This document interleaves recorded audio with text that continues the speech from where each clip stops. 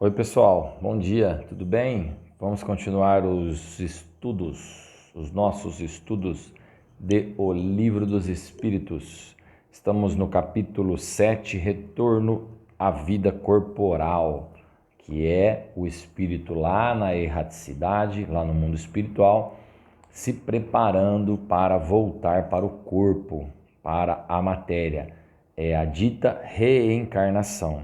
Nós iniciamos na 330 e paramos na 334, na pergunta 334 encerramos.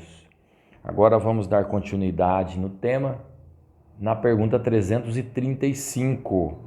Se o espírito tem o direito de escolher o corpo ou somente o gênero de vida que lhe deve servir de prova. Na pergunta, você já pode, extrair conhecimento, porque você vê que a pergunta já está falando de corpo e de gênero. São coisas distintas, porque você pode ter um corpo vinculado ou apropriado ao gênero de encarnação que você vai ter, tá? Então, o que é o gênero? Como eu disse na aula anterior, é o estudo que o espírito faz, a reprogramação reencarnatória daquilo que vai ser melhor para ele enfrentar no novo corpo que irá habitar.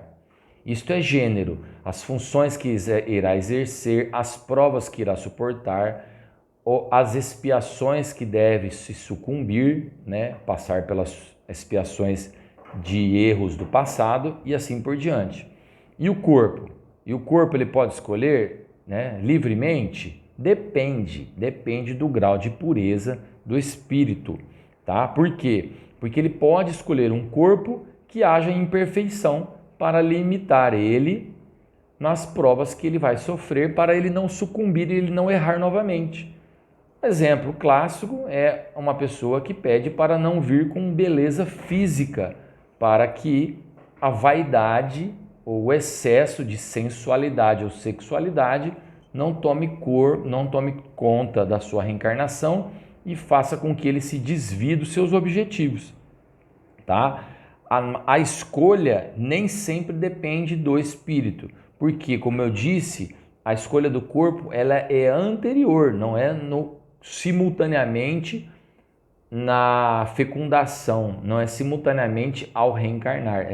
Esse programa reencarnatório e esse corpo é escolhido com antecedência através de um estudo.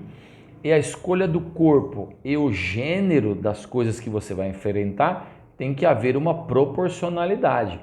Essa palavra proporcionalidade é uma palavra minha, ela é limitada ao vocabulário humano, mas para que se haja uma escolha correta e uma reprogramação reencarnatória, a espiritualidade domina, com a permissão de Deus, muito mais do que essa palavra proporcionalidade que eu acabei de dizer, né?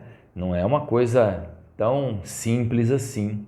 Há feito um estudo, esse estudo é baseado no que você já foi, no que você acertou e o que você errou no presente e o que você planeja ser e evoluir para o futuro, tá? Mas as provas estão relacionadas, o gênero está relacionado com o tipo de corpo que você vai habitar, porque o corpo vai ser um instrumento que você vai usar para crescer, para evoluir.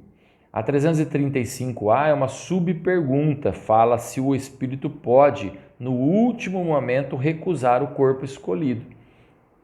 Pensem, meus amigos, a resposta é que ele sofreria fazendo isso. A resposta da 335A é, se ele recusasse no último momento, ele sofreria muito, sofreria mais do que ele tivesse tentado suportar, tentado encarar a reencarnação, a viagem na carne, a viagem na matéria, na escola da vida carnal. Por quê? Porque nós aprendemos que em estado de espírito nós nos damos conta de quem somos realmente. A amplitude da visão macro do espírito se abre aos seus olhos na imensidão da criação divina. E ele vê aquele corpo como uma excelente oportunidade, porque muitos irmãozinhos nossos solicitam pedem a piedade do Pai e solicitam a reencarnação. E nós, quando temos a chance de reencarnar, nós temos que encarar isso como uma dádiva, como uma chance de Deus. Então, se você, como diz aí, pode o espírito no último momento recusar? Não está dizendo que não pode. Nós vamos ver mais para frente, tá? Mas, quando ele assim o faz, ele sofre muito, porque a reencarnação é uma oportunidade divina, é a chance de Deus. Venha, meu filho, a sua matrícula no mundo carnal, na escola da vida, está pronta, venha evoluir, aproveite essa chance. 336. Poderia acontecer que um corpo que deve nascer não encontrasse um espírito para encarnar-se nele? Meu Deus, vocês acham que Deus faria alguma coisa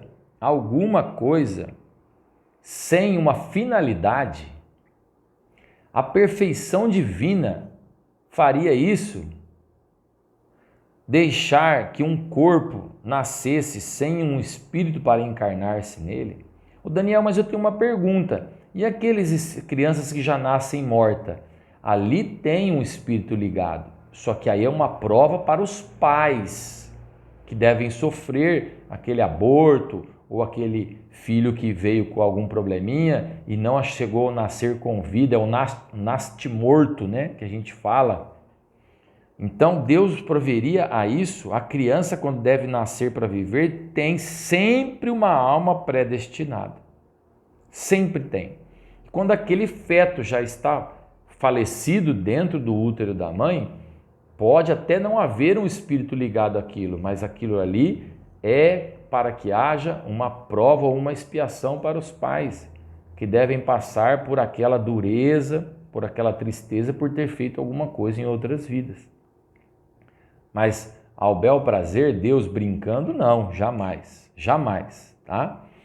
E a união de um espírito, a união do espírito com um corpo pode ser imposta por Deus? É só você usar a lógica e o raciocínio da doutrina espírita.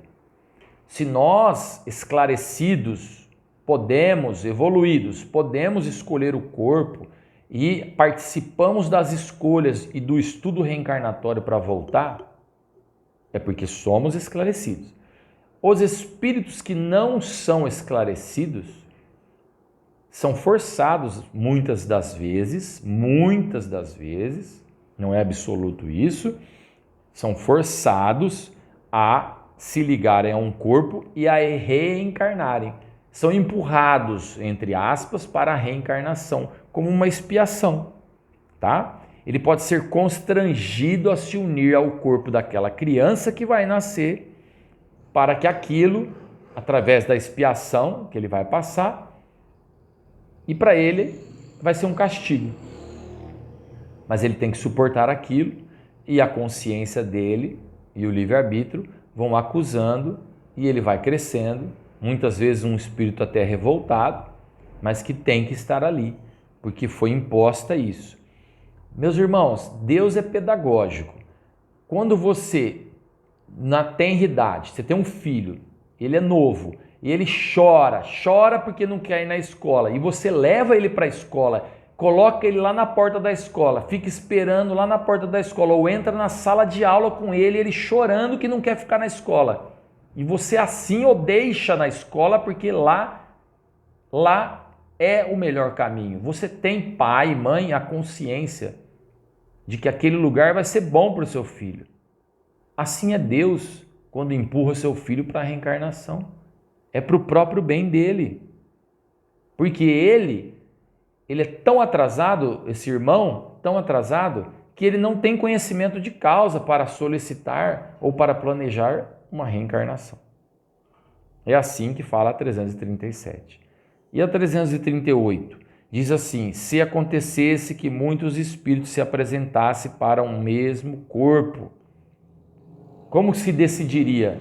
Vários espíritos disputando um corpo para reencarnar. Não é bem assim, porque é Deus que julga, é Deus que autoriza. Os bons espíritos, os espíritos superiores nos ajudam, nos encaminham, nos orientam, mas a palavra final é Deus, porque Deus sabe tudo de forma absoluta, o que vai acontecer com cada filho seu. E Deus sabe que aquele filho é o mais apropriado para estar naquele corpo, para preencher aquela missão, aquela prova, aquela expiação. Então Deus não permitiria que houvesse briga pelo corpo.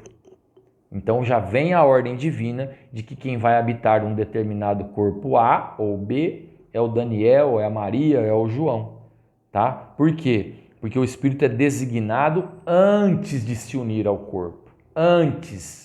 O Espírito não fica um sorteio na hora da concepção, na hora que o esperma se encontra com o óvulo.